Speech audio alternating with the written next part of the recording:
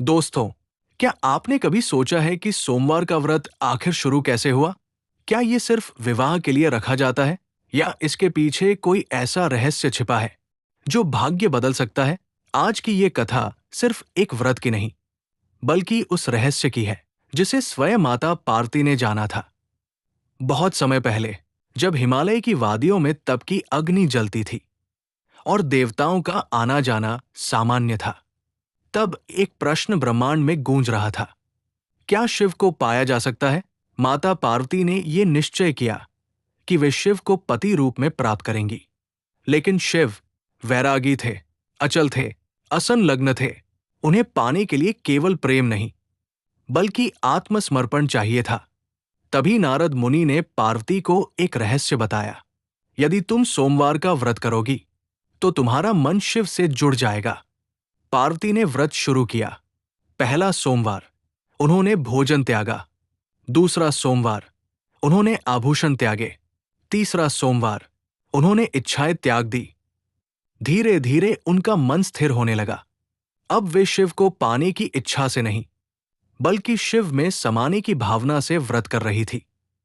कई सोमवार बीत गए। तब एक दिन उनकी तपस्या से प्रसन्न होकर भगवान शिव प्रकट हुए। उन्होंने कहा, तुमने व्रत नहीं रखा, तुमने स्वयं को बदला है। और तभी से सोमवार का व्रत शुरू हुआ। समय बीता, ये व्रत मनुष्यों तक पहुंचा। सबसे पहले इसे एक निसंतान रानी ने किया। उसने कुछ नहीं मांगा, केवल विश्वास रखा और उसे संतान प्राप्त हुई। फिर उसने राज्य की रक्षा के लिए व्रत किया और बिना युद्ध के शत्रु लौट गए। धीरे धीरे ये व्रत फैलने लगा। किसी ने विवाह के लिए रखा, किसी ने संतान के लिए, किसी ने सुख के लिए, और उन्हें फल भी मिला। लेकिन कुछ लोगों ने इसे आत्मशुद्धि के लिए किया और उनका भाग्य ही बदल गया। सोमवार का व्रत केवल भूखा रहने का नियम नहीं है, ये मन को नियंत्रित करने का साधन है। जब मन शांत होता है, तब निर्णय सही होते हैं। जब निर्णय सही होते हैं, तब जीवन बदलता है। इस व्रत के फल: योग्य जीवन साथी, संतान सुख, मानसिक शांति, संकट से रक्षा और सबसे बड़ा, शिव कृपा। लेकिन इसका रहस्य ये है, जो इसे केवल मांगने के लिए करता है, उसे इच्छित वस्तु मिलती है, पर जो इसे समर्पण से करता है, उसे दिशा मिलती है। आज भी हर सोमवार शिव मंदिरों में दीप जलते हैं, लोग जल चढ़ाते हैं, व्रत रखते हैं। लेकिन बहुत कम लोग जानते हैं, सोमवार का व्रत इच्छा पूरी करने के लिए नहीं, स्वयं को बदलने के लिए होता है।